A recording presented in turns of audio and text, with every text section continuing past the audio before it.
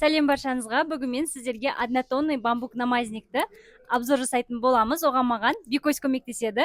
Оннан қанша балл беретінін бөлісіп отыратын болады. Бұл бізде бірінші намазник, кофе түсінен, қолында осындай пальчигі бар, алдында замогы бар, басындағы балаклавасы қосылып тігілген, мойнында завязкасы бар. Ал Бекөз, үстімдегі намазникке қанша баға қоясың?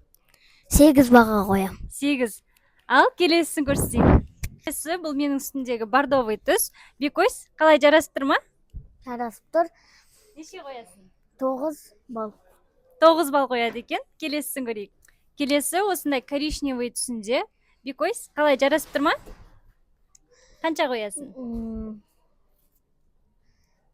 8. 8 деген баға қояды екен. Келесісін көрейік. Осындай бежевый түсте. Бекөз, қалай, маған жарасып тұр ма?